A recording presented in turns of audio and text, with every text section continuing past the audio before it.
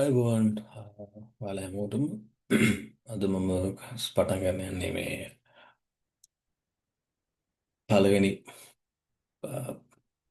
Pass paper එකේ discussion එක. ම්, ගොඩක් කාලෙකින් මම ආපහු බාහිර උපාධි විෂයට ආපහු එන්නේ. හරි අපි එහෙනම් පටන් ගමු. ඔයාලට තියෙනවා පේනවා දැන් පේපර් එක. මේක කැලණි විශ්වවිද්‍යාල 2007 තොරතුරු තාක්ෂණය නැත්නම් ICT වලට තිබ්බ පේපර් එකක්. ප්‍රශ්න 6ක් තියෙනවා. පැය 3යි ඩියුරේෂන් එක. එතකොට ප්‍රශ්න 5කට උත්තර දෙන්න ඕනේ අපි. අපි පටන් ගමු මුලින් ඉඳන්. මම අද මේ ප්‍රශ්න පත්‍රය ඩිස්කස් කරන ගමන් ඔයාලට තියෙන ඕනේ ප්‍රශ්නයක් කමෙන්ට් සෙක්ෂන් එකේ හරි දාන්න. හරි එහෙනම් පටන් ගමු. හරි. පළවෙනි එක ප්‍රාථමික මතකය සහ ද්විතීයික මතකය අතර වෙනස පැහැදිලි කරන්න. ඒ කියන්නේ primary memory and secondary memory වල ඩිෆරන්ස් එක. පරිගණකයේ ප්‍රාථමික මතකයේ කාර්ය විස්තර කරන්න. හරි එතකොට ළමයි අපිට දැනගන්න ඕනේ අපි මේ ප්‍රශ්න විතරක් උත්තර දෙනවට වඩා පොඩ්ඩක් මම බෑග්ග්‍රවුන්ඩ් එක විස්තර කරන්න. ප්‍රාථමික මතකයයි ද්විතීයික මතකයයි දෙකක් තියෙනවා පරිගණකයේ. සාමාන්‍ය ප්‍රාථමික මතකය ෆාස්ට් නැත්නම් වේගවත් වැඩි. අපි වේගවත් කියලා අදහස් කරන්නේ දත්ත සොයා ගැනීමට අනුකූලව නැත්නම් නිකම්ම වේගවත් කියලා බෑ. ඒකට කියන්නේ අර fast data access speed එක නැත්නම් ඉක්මනින් දත්ත සොයා ගැනීම දත්ත වලට access කරන්න තියෙන වේගය වැඩි ප්‍රාථමික මතකේ. එතකොට ඒවට උදාහරණ තමයි RAM එකයි ROM එකයි. හරි. so කියන්නේ read only memory කියලා අපි ROM එකට random access memory කියනවා RAM එකට. හරි. එතකොට ওই දෙක තමයි ගොඩක්ම ප්‍රාථමික නැත්නම් ප්‍රයිමරි මෙමරි එක අතරින් යන්නේ. අඩංගු වෙන්නේ. ඊට පස්සේ ද්විතීයික මතකේ කිව්වම අපි එදිනෙදා පාවිච්චි කරන ඔය hard disk drive එක DVD CD ඒ වගේ දේවල් කියන්නේ අපිට එහා මෙහා ගෙනියන්න පුළුවන් දේවල් තමයි ගොඩක් අපි ලිස්ට් ඩවුන් කරන්නේ නැත්නම් නම් කරන්නේ ද්විතීයික මතකයේ විදිහට. ඒතර hard disk drive එක හැමතිස්සෙම අපිට ගෙනියන්නත් බෑ. ඒක පෝර්ටබල් නම් විතරක් අපිට ගෙනියන්න පුළුවන්. එහෙම නැත්නම් ඒක කම්පියුටර් ඇතුළේම තියෙනවා. එතකොට ප්‍රශ්නයට අපි එනවා නම් මෙතන දැන් මම පැහැදිලි කරා ටිකක්. එතකොට අපි කියමු ප්‍රාථමික මතකය කියන්නේ CPU එක නෙමෙයි නැත්නම් මධ්‍ය සැකසුම් ඒකකයට ඍජුවම directly නේද? ඍජුවම ප්‍රවේශ වෙන්න පුළුවන් මතකය. යැකි මතකය. ඊට පස්සේ දත්තතාවකාලිකව තමයි ගබඩා කරන්නේ. හැබැයි ඒක එහෙම හැමතිස්සෙම අපිට කියන්න බෑ. මොකද RAM එකේ తాවකාලිකයි, ROM එකේ తాවකාලික නෑ. ඒ ඔයාලට මතක ඇති. ඔයාලා දන්නවා ඇති ROM එකේ සාමාන්‍යයෙන් අපි මෘදුකාංග නැත්තම් ඉතා අත්‍යවශ්‍ය මෘදුකාංග ටිකක් අපි සේව් කරනවා. ඒවා තමයි basic input and output එහෙම නැත්තම් BIOS. එහෙම නැත්තම් අපි කියමු ප්‍රධාන ආදාන ප්‍රතිදාන. ඕවා සේව් කරලා තියෙන්නේ ROM එකේ. එතකොට తాවකාලිකයි ස්ථිරයි දෙකම තියෙනවා ප්‍රාථමික මතකේ. හරි. RAM එකේ සාමාන්‍ය යූස් කරන්නේ අපි වෙබ් ප්‍රෝග්‍රෑම් එකක් රන් කරද්දී variables ස්ටෝර් කරන්න. හරි. ඒතර කම්පියුටර් එක ඔෆ් කරාම මේ variables නැති වෙලා කියලා කියන්නේ ඒ වගේ වැඩ තමයි. ඒතර ද්විතීයික මතකයේ අපි යූස් කරන්නේ සාමාන්‍යයෙන් ස්ථිර කියන්නේ ගොඩක් කාලයක්. අපි තියාගන්න ඕන අපිට මගේ මේ පේපර් එක PDF පේපර් එක ඊට පස්සේ මගේ වටිනා ෆයිල්ස් ඔයාලගේ මොනවා තියෙනවා නම් මේ වගේ දේවල් සින්දුද ගේම්ස්ද ඕන එකක් ස්ටෝර් කරගන්නේ ද්විතීයික මතකයේ නැත්නම් සෙකන්ඩරි මෙමරි එකේ. ඒතර ප්‍රාථමික මතකයේ කාර්යය තමයි මේක ලහන්නේ. දැන් අර දෙක ලියද්දී අපි ලකුණු දෙකක් ඇවිල්ලා. ඒතර ප්‍රාථමික මතකයේ කාර්යය ලියනකොට තව ලකුණු දෙකක් එනවා. එහෙමයි ලකුණු 4 එන්නේ ළමයි. ඒතර CPU එක මගින් සාමාන්‍ය නැත්නම් මධ්‍ය සැකසුම් මේකකින් කරන්නේ මේක මුලින්ම ක්‍රියාත්මක කරන දත්ත සහ උපදෙස් නැත්නම් ඉන්ස්ට්‍රක්ෂන්ස් වේගයෙන් ලබා දීම තමයි ප්‍රාථමික මතකයේ කාර්යය. මම මතක ඇති මම මුලින් කිව්වා මේ ප්‍රාථමික මතකයයි ද්විතීයික මතකයයි අතර අපි කියන කැපී පෙනෙන වෙනස තමයි දත්ත එහා මෙහා ගෙන යාමේ වේගය. data access speed එක. එතකොට අන්න ඒක ඒ දේ කරගන්න තමයි අපි ප්‍රාථමික මතකය යූස් කරන්නේ. එහෙම නැත්නම් ඒකේ මේන් ඩියුටි එක තමයි ඔය මේ මම කිව්වා වගේ ඉතා ඉක්මනින් අපි ඉන්පුට් කරන අපි ආදානයක් විදිහට ලබා දෙන ඉන්ස්ට්‍රක්ෂන්ස් ඔක්කොම ආ, ඉක්මනින් යවන්නේ. දැන් උදාහරණයක් විදිහට මගේ කටහඬ මේ වෙලාවට ඇහෙන්නේ වොයිස් ඉන්පුට් එකක් නේ. වොයිස් ආදානයක්. කටහඬ එනවා. ඒක ඉක්මනින් ඔයාලට ලැග් වෙන්නේ නැතුව නැත්නම් ඩිලේ එකක් නැතුව ඇහෙන්නේ. මේ ප්‍රාථමික මතකයේ හින්දා. හරි එතකොට ඒක ලියුවා නම් ඇති. ඊළඟ කොටස පරිගණක පරිගණක පහ සඳහා ගුණාංග වල මූලික මිනිමම එකක දක්වන්න. හරි CPU එකේ වේගය මත්සැකසම එකේ වේගය සාමාන්‍යයෙන් අපි දන්නේ හර්ට්ස් වලින් HZ නැත්නම් ගිගාහර්ට්ස් GHZ right so ඒවා තමයි මිනිමම් ඔයාලා එකක් ලියුවා නම් ඇති හර්ට්ස් ලියුවා නම් ඇති මොකද ඒක තමයි SI ඒකකය ඊට පස්සේ දෘಢතඩියෙහි ධාරිතාව කියන්නේ hard disk drive එක ඒක දැන් TB ටෙරාබයිට්ස් වගේ යනවා GB ලිව්වත් කමක් නැහැ බයිට්ස් උනත් ඕකේ බිට්ස් වගේ එකට යන්න එපා හොඳම දේ GB TB වගේ එකක් ලියන එක එතකොට සේෆ් උත්තරේ ගැලපෙනවා ඊට පස්සේ දෘಢතඩියෙහි වේගය ඒක නම් සාමාන්‍යයෙන් RPM අපි කියනවා revolutions per minute. ඒ කියන්නේ ඒක කැරකෙන වාර ගණන. මිනිත්තුවකට කැරකෙන වාර ගණන. නැත්නම් මිනිත්තුවකට සම්පූර්ණ කරන වට ප්‍රමාණය. හරි. ඒක අපි කියන cycles per second කියලා කියන මේකට CPU එකට. හරි. ඕවා තමයි උත්තර. ඊට පස්සේ ඊළඟ එක මෘදුකාංග වල ප්‍රධාන ආකාර දෙක තමයි මොනවද? සිස්ටම් ඇන් ඇප්ලිකේෂන් නේද?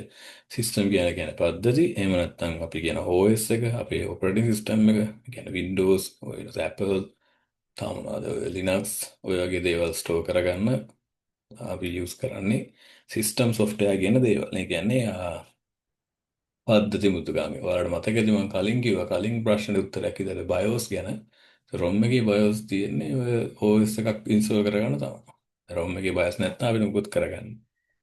හරි ඊට පස්සේ දෙවෙනි එක යෙදුම් මුතුකාංග ඒ කියන්නේ ඇප්ලිකේෂන් ඒවට තමයි අපි කියන්නේ අර යූසර්ට ඕන දේවල් කරගන්න කියන විශේෂිත කාර්යයන් ඉටු කර දීමට සඳහා උපයෝගී කරගන්න දේවල් තමයි ඔය ඇප්ලිකේෂන් සොෆ්ට්වෙයාර් කියලා කියන්නේ.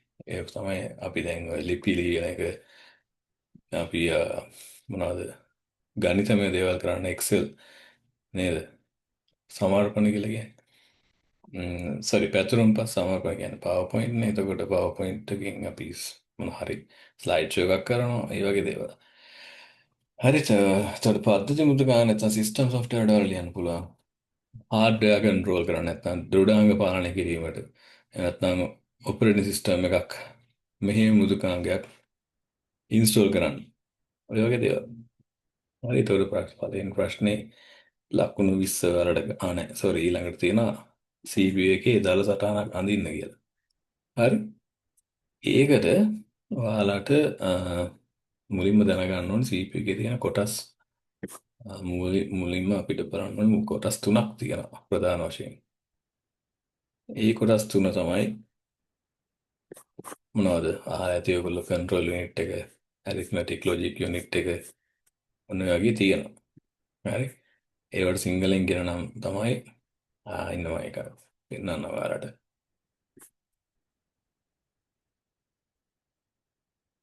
එයාලා අහලා තියෙන අපිට අන්දලා පෙන්වන්න කියලා. මම දැනට දල වශයෙන් අඳින්නම්. අපි මේකට ලොකු බොක්ස් එකක් වගේ අඳගත්තා නම් හොඳයි. මොකද CPU එක කෙලින් අඳින්න. මෙතන අපි CPU නැත්නම් මත් සැකසුම මේක කියලා යන්න පුළුවන්. ඊට පස්සේ අපිට ඔතන තියෙන කොටස් තුනක්. අන්තිම එක ලොකුවට අඳින්න. ඒකේ නම තමයි ALU නැත්නම් arithmetic and logic unit. නැත්නම් ගණිත හා තර්ක ඒකකය. ආගන්න ළමයි ගණිත හා මම ලියන්නේ නැහැ මෙතන. ගණිත ඔයාලා ලියාගන්න එක ටිකක් අමාරුයි මේකෙන් කරන්න. ගණිත හා තර්ක ඒකකය. හරි? මම ලියුවේ ALU arithmetic and logical unit. ඒක තමයි එකක්. ඊට පස්සේ තව එකක් මම මේක අදින්නම්. තව එකක් මේ පැත්තේ. මේකේ තමයි CU control unit. control unit. P අකුර නෑ CU. ඒ කියන්නේ control unit කියලා කියන්නේ පාලන ඒකකය. පාලන ඒකකය. පාලන ඒකකය. හරි. ඊට පස්සේ මේ පැත්තේ අපිට තියෙනවා registers. memory registers කියලාත් කියනවා. මතක register කියලාත් කියනවා. ආ, ඒවත් තියෙනවා මෙතන. ඒක register කියලාම සිංහලෙන් ලියන්න පුළුවන්. දැන් ඔයට අමතරව දැන් මේ CPU එක ඇතුලේ මෙච්චරයි අපේ උත්තරේ. ඊට අමතරව ළමයි මතක තියාගන්න inputs එන්න පුළුවන්. එන්න ඕනේ. ඊට පස්සේ output එකක් අපි ගන්නවානේ. ප්‍රතිදාන. output input එනවා දිනු I mean කොහෙන් හරි එක පැත්තකින් ගන්න පුළුවන්. හරි input නැත්නම්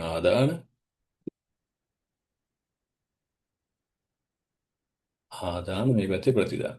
හරි. තව කාට හරි කොහෙන් හරි අපිට සිලින්ඩරයක් වගේ අඳින්න පුළුවන් මොනවද? ස්ටෝරේජ් එකක් නේ. දත්ත ගබඩා කරගන්න පුළුවන් අපිට කම්පියුටර් එකේ. දැන් මෙච්චර ඕනේ නැහැ අපිට. මෙන්න මේක තමයි අපිට ඕනේ. මෙන්න මේ බොක්ස් එක මැද තියෙන එක. කොටස් තුනක් තියෙනවා. පාලන ඒකකය, රෙජිස්ටර්ස් නැත්නම් රෙජිස්ටර්, ඊට පස්සේ ගණිත හා තර්ක ඒකකය. ඔය තමයි if condition එක වගේ වැඩ කරන්නේ මේ ALU එකේ. හරි. ඊට පස්සේ ළමයි ඔයාලට වීඩියෝ එක පෝස්ට් කරලා මේක අඳින්න පුළුවන් ලස්සනට මට වඩා. ස්ටොප් ෂෙයාරින් කරන්න. ඒත් එක්කම ළමයි ඒගොල්ලෝ අහනවා තව මොනවද? එක් එක් කොටසේ ක්‍රියාව විස්තර කරන්න. ඒ කියන්නේ කොටස් තුනක් තියෙනවානේ දැන් කොටස් තුනට එක ලකුණු ගානේ තුනක් දෙයි. ඊට පස්සේ ඒක විස්තර කරනකොට ලකුණු නෑ අපි ඇඳපු එක ලකුණු දෙකක්. හරි. දැන් හොඳට අහගන්න. දැන් අපි මුලින්ම ගත්තොත් පාලන ඒකකය. ඕනම පිළිවෙලකට යන්න පුළුවන් කමක් නැහැ. පාලන ඒකකයෙන් කරන්නේ මොනවද? සාමාන්‍යයෙන් ඔය දත්ත ගමනාගමනය පාලනය කරන එක. එහෙම නැත්නම් ඔය devices කියලා අපි කියන්නේ. ආදාන ප්‍රතිදාන උපාංග නැත්නම් input output device වල ඊය දේවල් manage කරන එක තමයි control net එකෙන් කරන්නේ. ඔයාලා විස්තර කරද්දී මෙන්න මේ පොයින්ට් එකකට දාන්න දත්ත ගමනාගමනය පාලනය කරනවා කරයි අනෙකුත් ඒක වලට නියෝග ලබා දෙයි. ඊට පස්සේ උපදෙස් විශ්ලේෂණය කරනවා නැත්නම් ඩිකෝඩ් කියලා කියනවා. මතකයෙන් උපදෙස් ලබා ගන්න. එතකොට fetch කියලා ඒවත් තියෙනවා. ඔය ටික ලිව්වනම් හරි. එතකොට ගණිත හා තර්ක ඒකක කියන්නේ එකතු කිරීම අඩු කිරීම වැනි ගණිත ක්‍රියා සම්පූර්ණ කරයි. and o වලහලදී තාර්කික ద్వාරයි. එතකොට and o ගොඩක් තියෙනවා not ඊට පස්සේ NAND no ඔය වගේ තර්ක කම්ප්ලීට් කරනවා නැත්නම් සම්පූර්ණ කරනවා. හරි ඔබ තමයි ගණිත නැත්නම් ALU කොටසේ තියෙන use එක. පාවිච්චි. ඊට පස්සේ තුන්වෙනි එක register. ඒක අපිට කියන්න පුළුවන් මේවත් හරි fast. හරි මේවත් වේගවත් memory locations නැත්නම් මතක කොටස්. හරි මේවා වේගවත් මතක කොටස්. తాවකාලිකව දත්ත ගබඩා කරන්න පුළුවන්. හරි. ඔව් ඒ වගේ ලියවන ඇති මේ ප්‍රශ්නෙට. පහයි. එතකොට මම අර නම් කරපු input output ඊට පස්සේ ස්ටෝරේජ් අර සිලින්ඩර් ඒ වගේ ඒවා ඕනේ නැහැ මේකට. ඒවා එක්ස්ට්‍රා අපි දාන්න ඕනේ නැහනේ. ඒතකොට හරි. පළවෙනි ප්‍රශ්නේ සම්පූර්ණයි. මම හිතනවා ඔයාලට තේරුණා. අපි ඊළඟ පාර ඔයාලා ජොයින් වෙද්දි මේක ලයිව් විදියට කරමු. එතකොට ඔයාලට අහන්න පුළුවන් මට ඕනලා ප්‍රශ්නයක්. දැන් මම මේ වීඩියෝ එකක් දාන්නම්. ඊට පස්සේ ඔයගොල්ලෝ එකතු වෙන්න ඊට පස්සේ අපි දිගටම කරගෙන යමු. ප්‍රශ්න අංක 2 මේකේ තියෙන්නේ මේ නම්බර්ස් කන්වර්ට් කරගන්න නේද? හරි. ඔයාලා ඒවා නම් දන්න ඇති. අපි කරමු ඒවත්.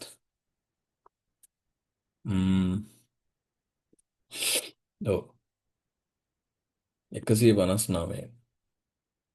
ඔයාලා දන්න ඇති බෙදන්න පුළුවන් අපිට බෙදාගෙන යන්නත් පුළුවන්. ඊට පස්සේ එහෙම නැත්නම් අපිට අනිත් එක තමයි බල ලියාගෙන යන්නත් පුළුවන්. හරි. 159 කියන එක බෙදාගෙන ගියොත් ඔයාලා දන්න ඇති ඒක කරන්න ඕන ක්‍රමේ. මම වෙන ක්‍රමයක් පෙන්නන්නම්. හිතනවා ඒක ඔයාලට ලේසි වෙයි කියලා.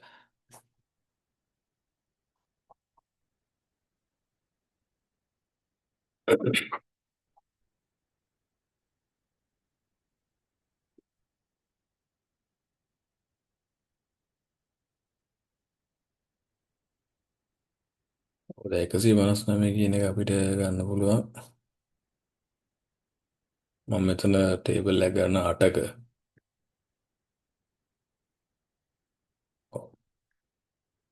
159 යාලා කියන්නේ ඊට පස්සේ අපි දෙකේ බල ටික ලියා ගන්නවා. මම අර බෙදන ක්‍රමෙත් ඔයාලා දන්නවා. මම මේ නිකන් අනිත් ක්‍රමය කියන්නේ. එතකොට මේ පැත්තෙන් අපි තියෙන දෙකේ බිඳුව වෙන ඉවරනේ. දෙකේ බිඳුව කියන්නේ 1යි. මේ පැත්තේ තියෙනවා දෙකේ 1. ඒ කියන්නේ 2. මම මේ බල ටික දෙකෙන් වැඩි කරගෙන ලියනවා. හරි. 8 16 32 64 128. ළම අපි හදන්න ඕනේ මොකද්ද? 159. 159 දා අපි හදන්න ඕනේ. ඒතර 128 අපිට අනිවාර්යෙන් ඕනේ ළමයි. දැන් එකක් මතක තියාගන්න. හොඳ ක්‍රමයක් ඒක. සාමාන්‍ය දැන් මේ නම්බර්ස් ඔක්කොම ඉරට්ට නේද? 2 4 6 8 ඔය යන ඔක්කොම සංඛ්‍යා ටික හොයාගත්තොත් මේවා ඉරට්ටේ සංඛ්‍යා. හැබැයි එක කියන්නේ ඔත්තේ සංඛ්‍යාවක් නේ. ඒක අර අපි නීතියක් තියෙන ඕනෑම සංඛ්‍යාවක බිඳුවෙනි බල එකයි කියලා. එතකොට එක කියන එක එකතු කරොත් අනිවාර්යෙන් අපිට එන්න ඕනේ උත්තරේ ඔත්තේ එකක් නේ. දැන් එක කියන එක නැත්තම් අපිට එන්න ඕනේ ඉරට් එකක්. දැන් ඒ හින්දා ළමයි 159 හදන්න අපි අනිවාර්යෙන් එක ගන්න වෙනවා. ඇයි ඒ? මේක ඔත්තේ. දැන් මම එක කියන එක දැම්මා. හරි මේක මම පාට වෙනස් කරන්නම් ඔයාලට. පේන ටිකක්.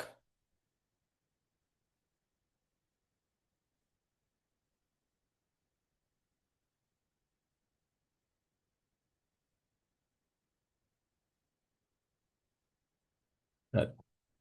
ඊට පස්සේ 128 ඕනේ අපිට. දැන් 128යි 64යි ගත්තොත් ඒක ලොකු ගාණක්. 192ක් වෙනවා. එච්චර ඕනේ නැහැ අපිට. හරි. 188යි 32යි.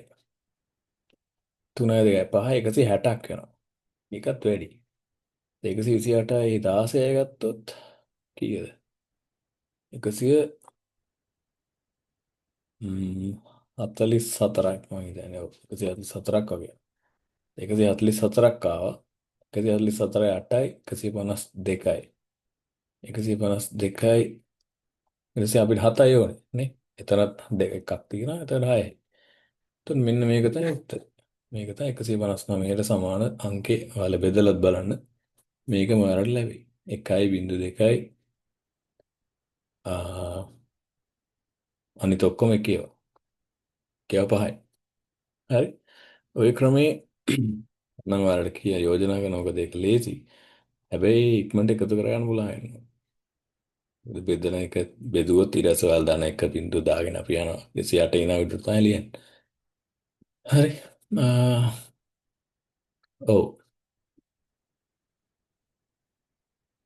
ඒ ක්‍රමේ මම ටිකක් කම්මැලි ක්‍රමේ කරන්න. හැබැයි මේක තමයි ඒ ක්‍රමේ. අපි බෙදාගෙන ගියොත් ඒක දීව් කියන්නේ බෙදීම. මේ ඩොලර් සයින් හිතන්න එපා. ඒවා ඕනේ අපිට මෙතෙන්ට.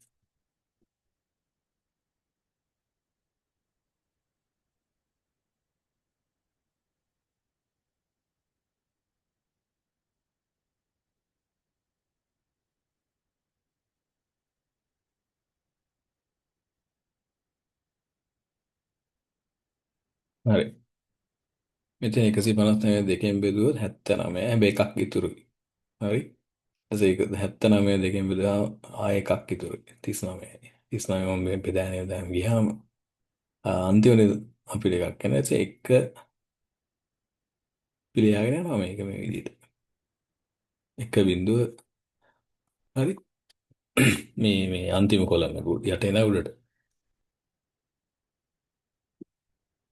right.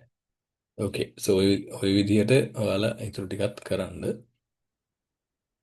මොකද මම දන්නේ ඉතින් ඔයාලා ඔය දන්නවා ඇති. හරි ළමයි. ඊට පස්සේ අපි යන් ඊළඟ වෙනස් ගානකට ප්‍රශ්නකට. මේ විදිහට ළමයි 275 52 අපි මේ ගාන ගමුකෝ 57.75. මම ඒක විතරක් පෙන්නන්නම්. මේක අපි කොහොමද කරන්න ඕනේ? ඔයාලා දන්නවා ඇති දෙකේ බිඳුව වලින් පස්සේ අපි දශම ස්ථානට ඇති දෙකේ ඍණ එක තමයි ගන්න වෙන්නේ. හරි. එතකොට අපිට පුළුවන් ඊටු ටික කරගන්න.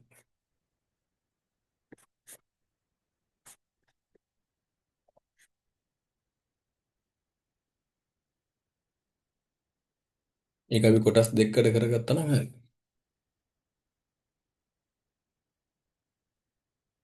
right. 57යි 7යි 5.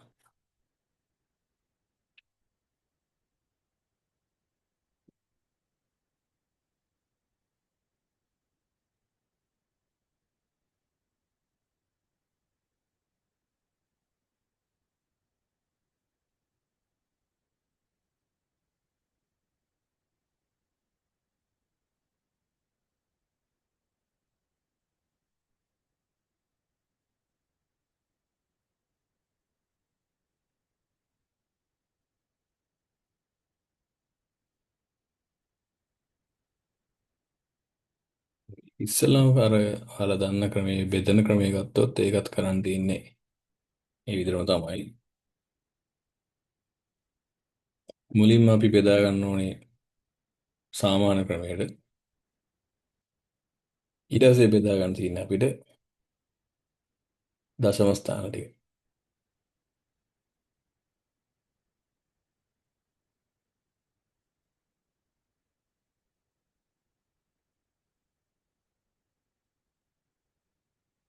ඊට පස්සේ අන්තිම උත්තරය අපිට ගන්න පුළුවන්.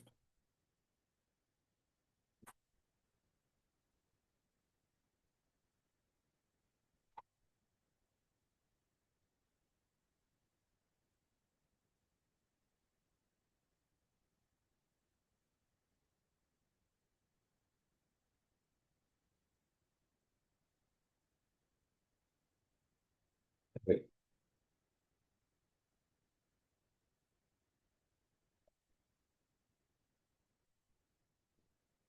මේක බලන්න දැන් මේ ඩොකියුමන්ට් එක මම කරලා තියන්නේ මේ විදිහට. අපි බෙදාගෙන ගිහිල්ලා අපි ලියනවා මේ විදිහට. ඒ අන්තිම උත්තරය අපිට එනවා 1.1.1.2 හරි මෙතන තියෙන්නේ 0.5 ඊට පස්සේ අනිත් එක. හරි. ඒක තමයි එක ක්‍රමයක්. මොකද මේකට එන්නේ 0.75 ඊට පස්සේ මේකට එනවා 0.5. ඒවා මේ පාර වැඩි කරන්න ඕනේ. ටයිම්ස් කියන්නේ වැඩි කරනවා කියන්නේ මල්ටිප්ලයි ගුණිතයක් විතර ගන්න. දැන් මේක දාපු උත්තරේ. අනිත් ක්‍රමේ ආපු අපි ගත්තොත් බෙදන්න නැතුව කරන ක්‍රමේ. ඒකටත් මම 8ක් ගන්නවා.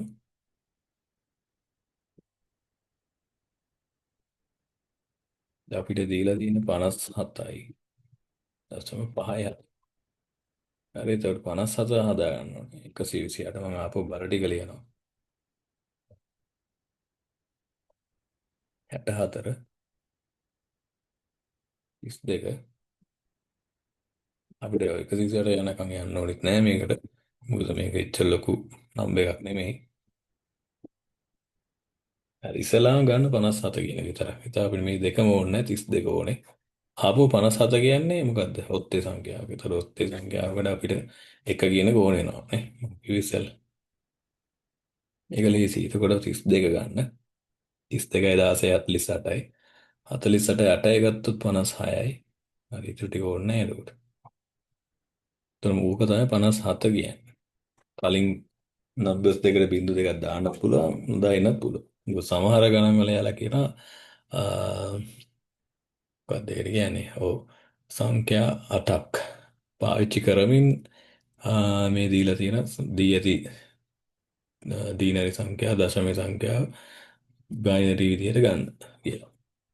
එතකොට 8කට යන්න යනවා. නැත්නම් ඕනේ නැහැ. හරි ඊට පස්සේ අපිට තියෙන 0.57 කියන එක. 0.57. ඉතින් අපි දන්නවා පහ කියලා තියෙන්නේ. එතන තියෙන බලය තමයි 0.5.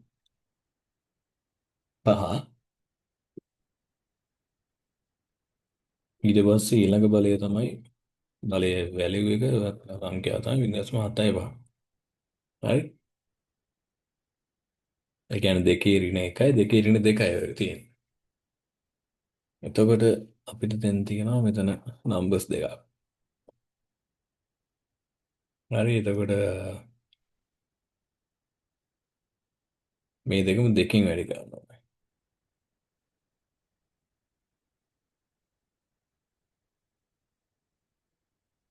ඔව් ඊට පස්සේ අපි කොහොමද මේක ගන්නෙ? දෙකේ ඍණ එකනේ.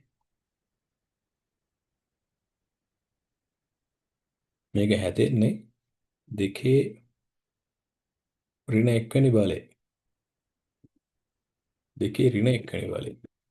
වැඩි කිරීම. 0.5 මම මේක පල්ලෙහාට ගන්නවා. මේක සමාන වෙනවා කීයටද?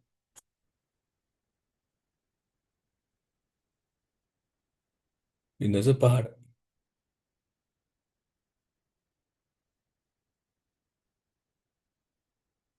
හරි. ඊට පස්සේ මේක අපි හදන්නේ දෙකේ ඍණ දෙවෙනි බලය වරක්. එතකොට 2.5. ඒකේ උත්තරය එනවා 0.2.5ම තමයි. මේක 2.5 එනවා. ඔය දෙක එකතු කරොත් අපේ එනවා 0.7.5. කියන්නේ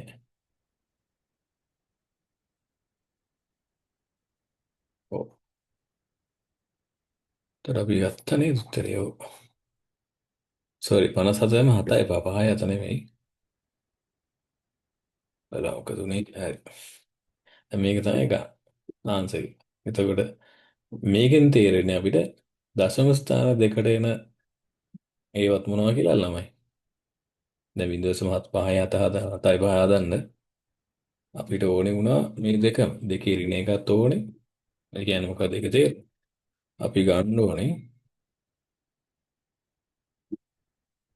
මේක එක විදියට. බිංදු විතර අරගෙන බෑ. ඒ කියන්නේ මම මේ කතා කරන්නේ මේ දෙක. දෙකම එක ඒවා දෙකක් වෙන්න. මොකද 0.5 එකතු කරේ 0.2.5 තමයි අපිට 7.5 අරන් දෙන්නේ. එතකොට අන්තිම උත්තරේ වල තේරෙන්නේ නැති 1.1.1.1.2.1 අන්තිම දශම ස්ථානයේ පස්සේ එන දෙක මොනවාද? දශම 1.1. එතකොට අන්තිම උත්තරේ ওই ක්‍රමයටම අනිත් ගානත් හදන්න පුළුවන්. හරි. එතකොට ඒ ගානේ තියෙන්නේ ඔය වගේම එකක් තමයි. ඔය 1.3.7. ඒකත් ඔයාලා try කරන්න. 87 බෙදා ගන්න මේ බෙදන්න පුළුවන්. එහෙම නැත්නම් අර මම කරන ක්‍රමයට කරන්නත් පුළුවන්. 1.3.7 කියන එකත් බලන්න කොහොමද එන්නේ කියලා. ඒක හදාගන්න එකතු කිරීමක් විදිහට දශම ස්ථානවල 0.5යි 0.7යි 5යි ඔන්න ඔය වගේ එකතු කරලා ගත්තොත් අපි යනවා. හ්ම්. ඔව්. ඒකේ උත්තරේ අපිට එන්නේ අන්තිමට හැදුවොත්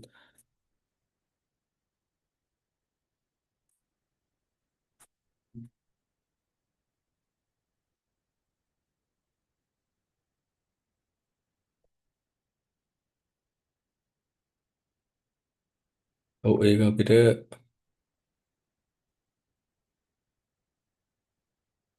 මේකට අපිට හරිම උත්තරයක් ගන්න වෙන්නේ අපිට ගන්න වෙන්නේ අර ආසන්න වශයෙන්. එතකොට 87 උත්තරේ යන 1.1.1.3යි.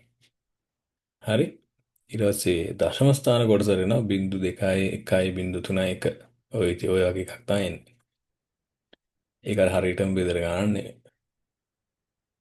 හරි ඊට පස්සේ මේ ටික කන්වර්ට් කරගන්න තියෙන්නේ ආ, අනිත් පැත්තට. ඒ කියන්නේ ද්විමය සංඛ්‍යාවක් දශමය වලට. ඒක අපි කරමු ආපහු. ඔයාලා දන්න ක්‍රමෙන් කරන්නත් පුළුවන්.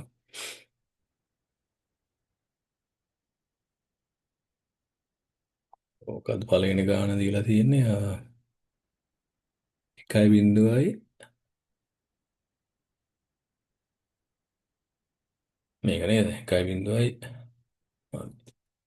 ඒකටත් ගන්න අර වගේම ටේබල් එකක්. නැත්තම් ඉක්මනට කතා ගන්න පුළුවන් ඒක. මම 8ක්ම ගන්නම්. මේක බල ටික හිතෙන් මතකයි නම් මේවා ලියන්න ඕනෙත් නැහැ. හරි. අපිට පහසු ඒ කියන්නේ නිවැරදි ඉක්මන් ක්‍රමයක තමයි අපි වැඩේ කරන්න ඕනේ. හරි. එතකොට අපි මේ ටික ලියා ගන්න. එකයි. මේක ඇත්තම මේ සංඛ්‍යාව අපි හැමම ලියනවා. 1යි 1යි 0යි 1යි 0යි 0යි 1යි 1යි. දැන් මෙතනත් ළමයි වලට තේරෙන්න ඕනේ ඊළඟ අපි උත්තරේ එන්නේ ඔත්තේ සංඛ්‍යාවක්. මොකද අන්තිම එක එකක් නේ. හරි. ඊට පස්සේ දැන් තියෙන්නේ එකතු කරන්න. කෙලිම බිංදුව ටික අයින් කරලා දාන්න 128 එකතු කරන්න 64 එකතු කරන්න 16ක් දෙක එකක් ගන්න පුළුවන් කෙලිම තුන ගන්නත් පුළුවන්. දෙක එකතු කිරීම තුන. 1. හරි 192යි 192යි 16 කීයද 208යි 3 211යි. මේක උත්තර 211යි. ඔය ක්‍රමෙන්ම අනිත් ටිකත් හදන්න ළමයි. හරි. ඔක අමාරු නෑ. කෙලින්ම නැත්තම් වලට අර ක්‍රමයට යනවා නම් වල කොහොමද කරන්නේ? එක වැඩි කිරීම 128 දීර්ඝ ක්‍රමයට යන්නත් පුළුවන්. හැමතිස්සෙම එක තමයි. ඉතින් ඔය එක ලියනට වඩා කෙලින්ම ගත්තම හරි. බිංදුව වැඩි කිරීම ඕනෑම සංඛ්‍යාවක් මොකද්ද? බිංදුවයි. ඒ ස්ටෙප් එකත් අපිට අතාරින්න පුළුවන්. හරි. හිතෙන් ඉක්මනට අතාරින්න පුළුවන් නේද? right. එකත් හරි.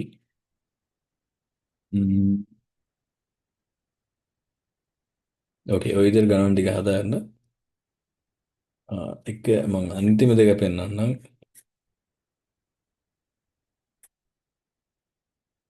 මොකද ඒකේ තියෙනවානේ අපිට දශම ස්ථාන ටිකක්. ඒකත් අර සම්පූර්ණ සංඛ්‍යාවයි දශම සංඛ්‍යාවයි දෙක දෙපාරකට කරගන්න තරමට හොඳයි. ලේසි. මේක කන්වර්ට් කරන්න කියනවා. ඒක කරාම අපි මෙච්චර ගොඩක් යන්න ඕනේ නැහැ. 1 1 0යි මෙච්චරනේ තියෙන්නේ. මේ ටික නෑ. 1 0යි 1 1. එතකොට ඒකත් හදපුවම 8යි 2යි 10යි 1යි 11යි. ඒකේ සංඛ්‍යාව 11යි. අපි 11 තියාගමු. ඊට පස්සේ අනිත් පැත්ත තමයි 1 0 1 1. ඒතර 1 0 1 1 කියලා කියන්නේ ඔව් මතක තියාගන්න ළමයි ඒක දශමයේ ගන්න විදිහට ගන්න ඕනේ.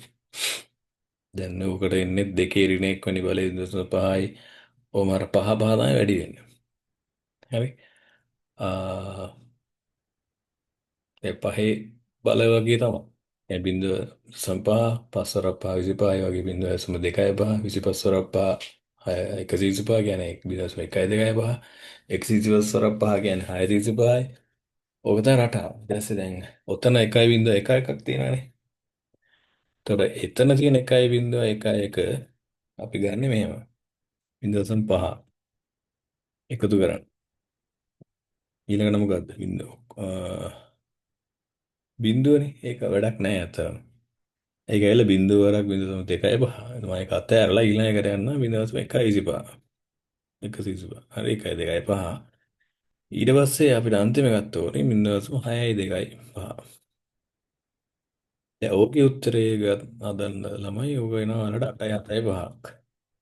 දශම. හරි. ඒතකොට 11.8යි නේද එන්නේ.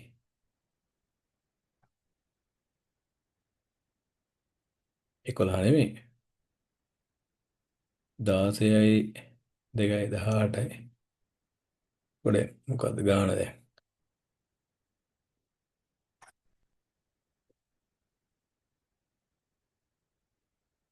ඔව් 0.8යි 7යි 5යි. මම හිතන්නේ ගානේ මොකක් කර වරද්දගෙනද?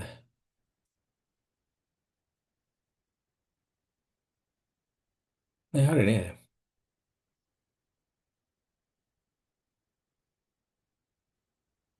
ඔව් 11ම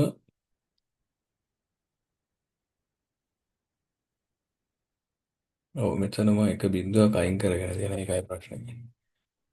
හරි ඊට පස්සේ මෙතනට එන්නේ තමයි 6යි 8යි 8යි 5. හරි. ඒ කියන්නේ 11ම අන්තිම උත්තරේ. 11ම 6යි 8යි 7යි 5ක්. තමයි අන්තිම උත්තරේ. මොකද හොඳට කල්පනාවෙන් ගන්න දශම ස්ථාන මේ බිංදුවේම නැත්තම් වරදිනවා. පැටලෙනවා. රයිට්. ඒක හරි. ශ්‍රී ලංකාව අපි ගත්තොත් ඒක එකේව 2යි 0.1යි 0.එකේව 3යි. මේකට මම ටේබල් එකක් අඳින්න යන්නේ නැතුව කෙලින්ම ගන්නම්. මේ ගිරට් එක ගානක්. එතකොට 0.1 2 4 16 20යි 22යි. 1.1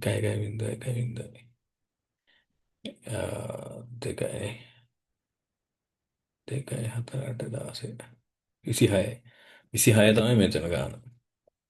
සම්පූර්ණ සංඛ්‍යාව 26යි. ඒතර එකේව තුනක් තියෙනවා. එකේව තුන කියලා කියන්නේ ඔක්කොම ගන්න ඕනේ. 0.5 එකතු කිරීම, 0.2 එකතු කිරීම, 0.1 2 5. හරි. දැන් ඔය තුන එකතු කරාම වාරට එනවා.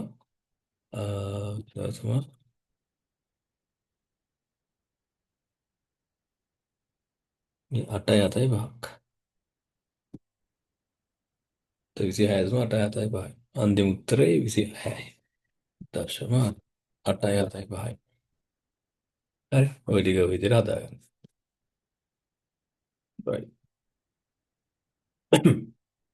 ඊළඟට අපිට තියෙනවා පාසඳහන් හෙක්සඩෙසිමල් 16 සංඛ්‍යා පාදේ සංඛ්‍යා 8 පාදේ ඔක්ටල් වලට ගහරවන්න. B8 BA27. අපි හෙක්සඩෙසිමල් නැත්නම් ෂඩ් දශමය කියලා ගත්තොත් අපි දන්නවා ඒවයේ තියෙනවා ඉලක්කම් 10ක් බිංදුව ඉඳන් 9ට. ඒක තමයි දශමයේ කොටස. ඊට හෙක්සා කියන්නේ 6යි. ඉතුරු 6ට අපිට ඩිජිට් දෙක ගන්න තියෙනවානේ 11 12 13 14 15. දැන් ඕවට ඒ හින්දා පැටලෙන හින්දා ඔය එකේව දෙකක්ද 11ද කියලා හොයාගන්න බැරි වෙනවනේ සමහරලාට. ඕකට තමයි අපි ඉංග්‍රීසි අකුරු දාලා තියෙන්නේ. A B C D E F වෙනකම්. හරි. අපි කරලා බලමු මේකත්. දැන් මෙයාලා කියන්නේ ප්‍රශ්නේ කියලා තියෙන්නේ. ඔව්. මේක 8 පාදයට හරවන්න. ඉස්සෙල්ලාම මේක අපි බයිනරි වලින් ලියන්න ඕන. හරි. මොකද හෙක්සාඩෙසිමල් මේවා. කියන්නේ 16 පාදය. 16 පාදය සමාන වෙනවා බයිනරි කියන දෙකේ ඉවෙනි බලය 4. ඒ කියන්නේ ළමයි අපි මේ හැම ඩිජිට් එකම බයිනරි ඩිජිට් 8 4කින් ලියන්න ඕන. 4කින්. හරි. එතකොට B කියන්නේ මොකක්ද? B කියන්නේ 11යි. 11 කියන්නේ 8යි 2යි 1යි. 11යි. හරි. මම ටක් ගාලා ගන්නේ. ඒ කියන්නේ 10යි. ඉක්මනට ගන්න පුළුවන් ඉන්නෝනේ මේවා මතක තියාගත්තත් කමක් නැහැ. නැත්නම් ක්‍රමේ හරි ලේසි. උඩින් බල ටික තියනවා කියලා හිතන්න. 8 4 2 1නේ. 1 2 4 8. තොර ඉක්මනට එකතු කරලා ගන්න. 8යි 2යි නේ. අන්තිමට අර මතක තියාගන්න ඔත්තේ සංඛ්‍යාව එන කේස් එකේ හරි ලේසි. දෙක දෙක කියන්නේ ඉතින් දෙකම තමයි. කෙලින්ම බිඳුවයි සෝරි. බිඳු දෙකයි දෙක කියන්නේ මේක 7 කියන්නේ ඉතින් තමයි. 8 එන්නේ. එතකොට 4යි 2යි 1යි. හරි ඔය ටිකනේ. ඔය ටික එකට ආපුවලින් 1යි 1යි 1යි. 1යි 0 1යි 0 බිඳු 2යි 1යි 0 බිඳු 1යි 1යි 1යි. දැන් ළමයි අපිට කියලා තියෙන්නේ මොනවටද? 8ට ඔක්ටල්නේ. ඔක්ටල් කියන්නේ දෙකේ 3. හරි. මේක තමයි පළවෙනි ස්ටෙප් එක පළවෙනි පියවර. 8 කියලා කියන්නේ දෙකේ පාදයෙන් ගත්තොත් තුන්වෙනි බලය. හරි. එතකොට ළමයි අපි මේ පැත්තෙන් දකුණු පැත්තෙන් අඩු පැත්තෙන් තමයි කොටස් වලට බෙදා ගන්න ඕනේ. මෙන්න මේ විදිහට තුන ගන්න. තුන ගානේ ගන්න.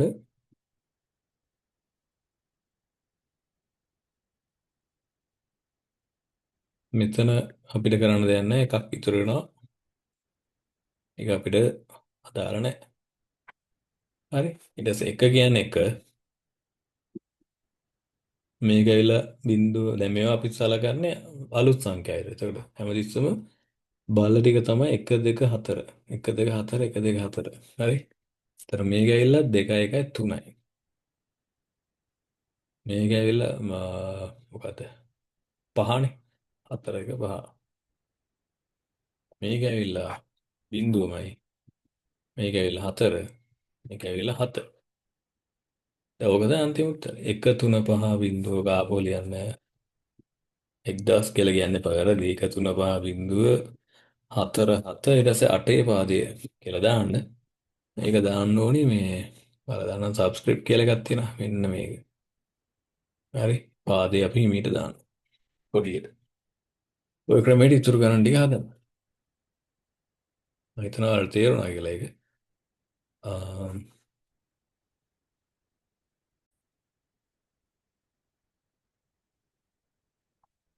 ඕකේ රයිට්. ඉතුරු ගණන් තුනත් ඒ විදිහමයි ලේසි. ඒ ක්‍රමෙම ගන්න. ඊට පස්සේ දැන් අපිට එකතු කිරීමක් කරන්න තියෙනවා. හරි. ඒකත් ඉතින් ඔයාලා දන්නවා කරන්න ඕන ක්‍රමය. මොකද දශම ස්ථාන ටිකත් අපිට අමාරු නෑ. ඒක කන්වර්ට් කරගන්න තියෙන්නේ. මේ ටික එකතු කරගන්නයි තියෙන්නේ අපිට. 1.1.1 ඕ හ්ම්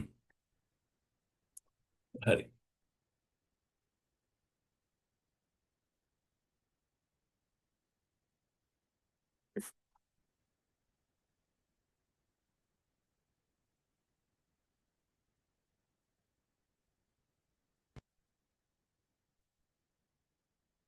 මේක තමයි දීලා තියෙන ගාන. එහෙනම් කෙලින් පිළිවෙලට තියාගන්න වෙන මෙතෙන් දශම ස්ථාන වලට. හරි. එහෙම ලියාගත්තාම ලේසි. නැත්නම් ඒක තමයි හරි ක්‍රමේ. ඊට පස්සේ අපි ගාන හදද්දි ඉතින් උතන උත්තරේ අපිට එනවා මොකද්ද? එකේ දෙක එහෙමමයි. හරි. මෙතන එකක් කරා මෙතන එක එකයි ඕනේ. මේ පැත්තෙන් අපි ගන්න ඕනේ. 1 1 කියන්නේ 1.0යි. ඒවා දන්නවනේ නේද? 1 1 කියන්නේ 2 2 කියලා අපි කියන්නේ 1.0. ඔයාලා ලියලා බලුවොත් කන්වර්ට් කරොත් 1.0 කියන එක මොකක්ද එන්නේ කියලා ඒක 2. හරි 1 1 2යි 2 ලියන්නේ 1.0 විදියට. එතකොට මෙතන බිඳුව අපි ඒක ගෙනියනවා එහා පැත්තට. එතකොට 1 1 ආපහු 1.0 එතනත් බිඳුවක් වෙනවා. හරි. ඊට පස්සේ මෙතන එකක් අපි ගෙනියනවා 1 1 ආපහු 1.0යි. මෙතන 1යි.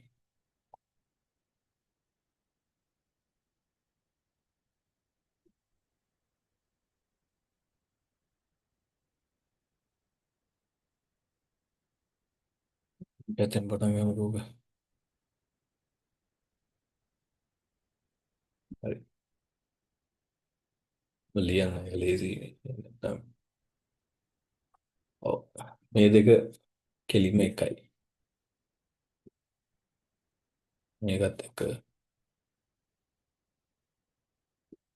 බිංදුව එකයි කියන්නේ එකයි අන්න ඔතන ඉඳන් අපිට එන්න ඕනේ 1 1 කියන්නේ 1.0යි දශම ස්ථානේ එක මෙතෙන්ට යනවා 1 1 කියන්නේ ආපහු 1.0යි ආය අතනින් ආපු එකත් එක්ක 1 1 වෙනවා මෙතනත් එකයි ඒතර 1.0 කියන්නේ ආපහු sorry 1 1 කියන්නේ 1.0යි මෙතන එකක් තියෙනවා 1 1 කියන්නේ 1.0යි මෙතනත් එකයි 1 1 කියන්නේ 1.0 මේක තමයි උත්තරේ 1.3යි 1යි දශම බිංදුව 1 1 හරි හැමතිස්සෙම මේ පැත්තෙන් පටන් ගන්න නැත්නම් ඔක පැටලෙනවා හරි ඒ ක්‍රමයට කරන්න ම්ම්,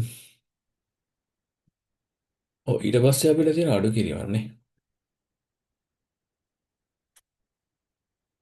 ඔව් 1.1.1 ඍණ එකයි එකයි බිඳුවයි එකයි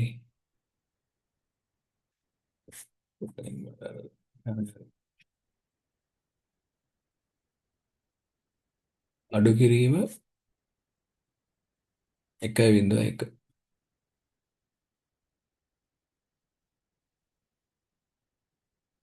එකක් බිඳුවයි බිඳුවෙන් බිඳුවයි එකයි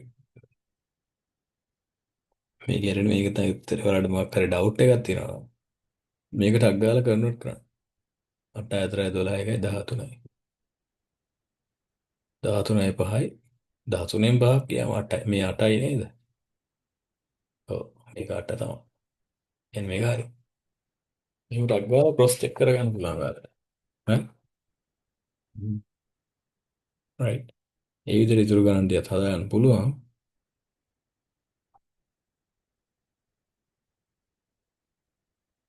ඔව් වැඩි කිරීමක් තියෙනවානේ දශම ස්ථාන අඩු කරන්නත් පුළුවන් ඔයගලන්ට මම හිතන්නේ වැඩි කිරීම කියන එක ඔයාලා ඒක ඉස්සලා මේක අපිට ලේසි අපිට ළඟ සංඛ්‍යා ටික තමයි 10 පාදේනේ හොඳම දේ ඒක එහෙම කරන්න දැන් මේකවල කියලා තියෙන්නේ 1.1 වැඩි කරන්නලු මෙහෙම ලියනවා 1.1 එකයි එකේ මේක මොකේද සමාන වෙන්නේ මේක මොකේද සමාන වෙන්නේ කියලා හදාගන්න මේක ඇවිල්ලා ඔත්තේ ගානක් මේකත් එහෙමයි මේක 5.0 කීයද 0.5 දශම 2.5නේ කියන්නේ 7.5 හරි මේක එකයි දෙකයි එකයි දෙකයි හතරයි අටයි 16යි 32යි 32යි 48යි 53යි දැන් ඔය ටික වැඩි කරා නම් හරි 53 වැඩි කිරීම අපි දන්න විදිහට ප්ලස් 5.75 ඕක වැඩි කරලා ගන්න ළමයි උත්තරේයි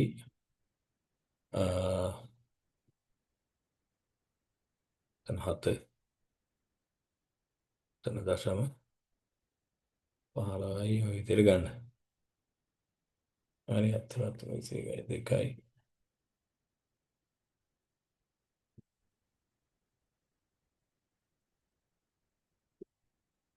අන්තිරාඩේ 304යි 7යි 5යි කියලා හරි ඔය මෙතනත් පහක් වෙනානේ හරි. ඒතකොට 304යි 7යි 5ක් වෙන 304යි 7යි 5 මේ අපෝ ගන්න 304යි 7යි 5 කියන එක ඔයාලට ගන්න පුළුවන් මේ විදිහට. මේකට දශම ස්ථාන 9ක් ඕනේ මේ.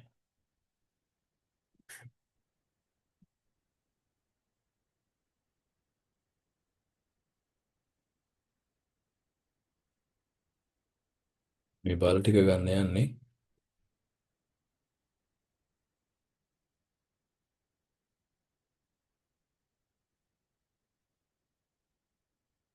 ඒකට 256 නෑ. මොකද දෙකේ 9කුත් යන්න වෙයි. 300 ගණන්නේ.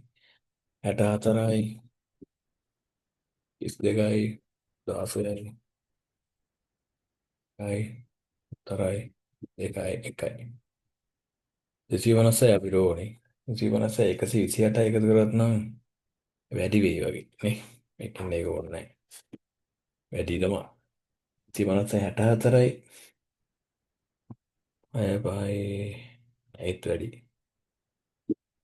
32 අපිට ඕනේ 16 අපිට ඕනේ මෙතක 364 හින්දා මේක අනිවාර්යෙන් බිඳ මොකද ඒක ඉරට්ටේ සංඛ්‍යාවන්නේ ඔව් අපි උත්තරේ ගත්තා දැනට ඒ කියන්නේ මේක තමයි 304 කියන්නේ මේක සමානයි 304ට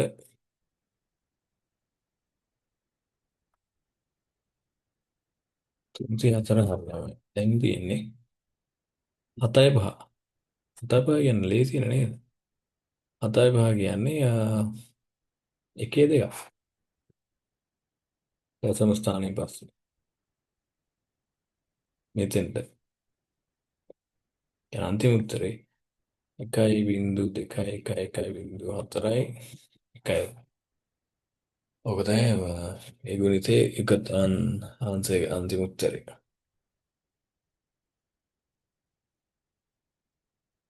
හරි. ඊට පස්සේ දෙකේ අනුපූරක ක්‍රමයෙන් අහලා තියෙන උත්තර ටිකක් ගන්න. ඒ කියන්නේ ටූස් කම්ප්ලිමන්ට් කියන එක. ඒක කරන්න තියෙන්නේ අපිට ආපහු සංඛ්‍යාව 173 නම් ප්‍රශ්නයක් නෑ. කෙලින්ම අපිට ගන්න පුළුවන්. 173 කියන්නේ මොකක්ද කියලා කන්වර්ට් කරගන්න. ඊට පස්සේ අනිත් එක අපිට ගන්න ඕනේ ටූස් කම්ප්ලිමන්ට් කියන මෙතඩ් එකට. එතකොටම 173 ඔයාලා හදලා ගත්තොත් ඔයාලට එන්න ඕනේ. එන්න මේ ගාන. එතේ අපිට ඕනේ ඍණ 69 නේ. 173 එකතු කිරීම ඍණ 69 කියලා ගත්තා නම් ඔක හරි ළමයි. මට ගාන තියෙන්නේ 173 අඩු කිරීම 69 නේ. දැන් ඕකම කියන ලියන්න පුළුවන් අපිට ගණිතයෙන්. එකතු කිරීම ඍණ නෙගටිව් එක්ස්ටෙන්ඩ් නේ 69. දැන් අපි ඊට තියෙන ටාගට් එක තමයි 69 කොහොමද යූස් කම්ප්ලිමන්ට් මෙතඩ් එකට ගන්න. ඉස්සෙල්ලා 69 යන්න බිට් 8ක් යූස් කරලා මොකක්ද එන්නේ කියලා. ඒ කියන්නේ 128 එන්නේ නැහනේ. 64 එන්න ඕනේ. අනිවාර්යයෙන් 64 ඕනේ.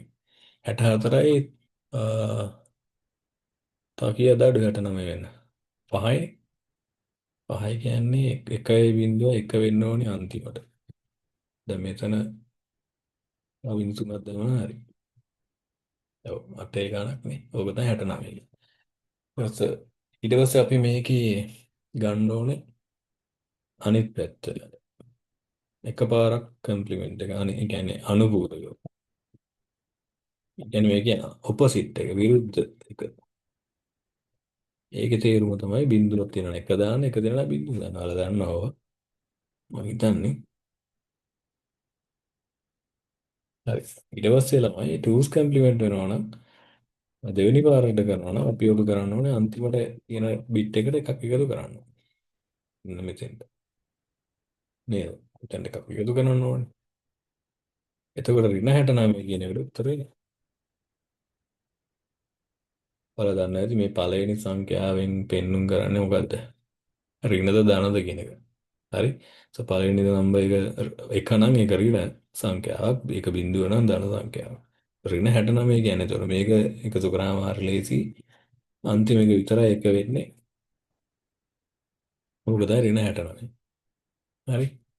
දැන් මේකයි මේකයි එකතු කරා. මේක එකතු කරේ මොකක්ද අනිත් එක. ඔය දෙක එකතු කරලා ගන්න. ඔය දෙක එකතු කරාම වලට උත්තරයක් එන්න ඕනේ.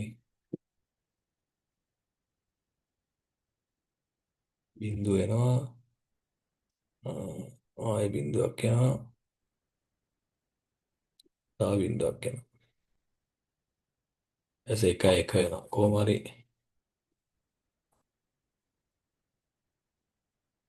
මේක තමයි අන්තිම උත්තරේ නේ. දැන් උත්තරය ඇවිල්ලා තියෙන ධන සංඛ්‍යාවක්. ආපහු වලට ගැටලුවක් තියෙනවා නම් මේක ක්‍රොස් චෙක් කරන්න. 173 69ක් ගියාම කීයද? එන්න ඕනේ. ධන ගානක් නේ. හතර. 104ක් නෙන්න ඕනේ. දැන් මේක 104කට සමාන වෙන්න ඕනේ. බලමු 64යි 16යි. ඔව්. මෙහෙමනේ කරන්නේ මේ. ඔව්. එකයි. මේක ළමයි ඍණ 128යි බලය. ඒක වෙලාවට එන්නේ නැහැ. මොකද මේක ධන සංඛ්‍යාවක් නේ. අපිට ආයෙත් මේක එතන තියෙන 64 64යි 16යි 48යි. 48යි 16යි හදලා බැලුවොත් අපිට උත්තරේ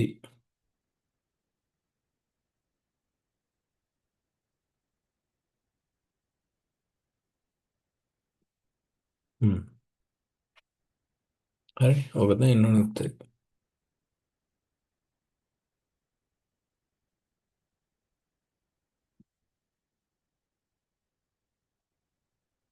හරි. ඔය ක්‍රමයට හදලා ගන්න. අනිත් සංඛ්‍යාවත් අනිත් ප්‍රශ්නෙත් එකම ක්‍රමය තමයි. ලොකු අමාරු දේවල් නෙමෙයි ඒවා. හැබැයි ටිකක් කල්පනායෙන් කරන්න ඕන. පටල ගන්න නැතුව. හරි. එතනින් පස්සේ මම යන්නම් අ, ප්‍රශ්න අංක 3ට. ඔව්. ඒකේ තියරි කොටසේ පළවෙනි එක විස්තර කරන දත්ත කරුණකට පද්ධති. නැත්තම් DBMS වල වාසි. ඔයාලා දන්නවා ඇක්සස් වගේ ඒවා තමයි ඔයාලට එන උදාහරණ MS ඇක්සස් කියන්නේ දත්ත පදනම් භාවිතය කියලා කියන අපි ඇප්ලිකේෂන් සොෆ්ට්වෙයාර් වල ඒක එනවකට උත්තරයක් විදියට. කියන්නේ එක්සාම්පල් එකක් උදාහරණයක් විදියට අපිට ගන්න පුළුවන්. ඕකට තියෙන ඕකේ තියෙන වාසි නේද? ඒක වාසියක් විතර අපි ගන්න පුළුවන්. දැන් හිතන්නකෝ අපි පාරම්පරික ක්‍රමයක නැත්තම් ට්‍රැඩිෂනල් මෙතඩ් එකට ගියොත් කොළවලනේ මේ data තියාගත්තේ. ඒතර කොළ නැති වෙන්න පුළුවන් ඔවා කවුරු හරි මොකක් හරි වෙලා නේද? විනාශ වෙන්න පුළුවන් ඊට පස්සේ ඒවා හොයාගන්න බෑ කාය යහද්දි. දැන් ඒකට අපිට ගන්න පුළුවන් මෙයා ඉලෙක්ට්‍රොනික් නේ. මේ database management systems කියන දේවල් යන්නේ කම්පියුටරත් එක්කයි. ඒතර අනිවාර්යෙන් අපිට මේවා කොපි කරන්න පුළුවන් නේ. අනිවාර්යෙන් බෑකප්ස් කරගන්න පුළුවන්. ඒ කියන්නේ වෙනම තැනක පිටපත් තියාගන්න පුළුවන්. ඊටසේ දත්ත පාලනය කරගන්න පුළුවන්. ඒකට අපි කියනවා දත්ත අණු පිටපත් වීම කියන්නේ රිඩන්ඩන්සි කියලා බලලා ඇති. දත්තවල ස්ථාවර භාවය, දත්තවල නිවැරදි භාවය කන්ට්‍රෝල් කරගන්න පුළුවන්, පාලනය කරන්න පුළුවන් මේ සිස්ටම්ස් වලින්. අර දන්නේ නැති ප්‍රයිමරි කී කියන එක ප්‍රයිමරි කී එකක් දැම්මොත් අපිට ඒකට එකම වැලියු එක දාන්න බෑ. ඒ වගේ දේවල් වෙන්නේ මේ DBMS වලින් නැතුව කොලවල හරි ෆයිල් පුරවලා වලින් නෙමෙයි. දත්ත ආරක්ෂා කරන්න පුළුවන් පාස්වර්ඩ් හරි මොනවා හරි දාලා. ඔය වගේ දේවල් අපිට කියන්න පුළුවන්. හරි? ම්ම් ඔව් ළමයි. දත්ත කළමනාකරන පද්ධති පිවිසීම් වල ප්‍රධාන ලක්ෂණ දෙකක් සාකච්ඡා කරන්න. ඔව් එතන අපිට කතා කරන්න පුළුවන් ඔය වගු වගේ දේවල් ගැන. මම මෙතනින් අදට නවත්තන්නම්. අපි ඊට පස්සේ තව ඉතුරු වීඩියෝ එකකින් මම ඊට ටික ඩිස්කස් කරන්න. මොකද ඒවට අපිට ER ඩයග්‍රෑම් එකක් අඳින්න තියෙනවා. තව මෙයාලා අහලා තියෙනවා tables ගැන data flow diagrams ඔය වගේ දේවල් ටිකක් තියෙනවා. ආයෙ විස්තර කරන්න තියෙනවා. කෙටි රචනා ප්‍රශ්න. අපි ඩිස්කස් කරමු ඊළඟ දවසේ. එහෙනම් බොහොම ස්තුතියි. අපි ආරම්භ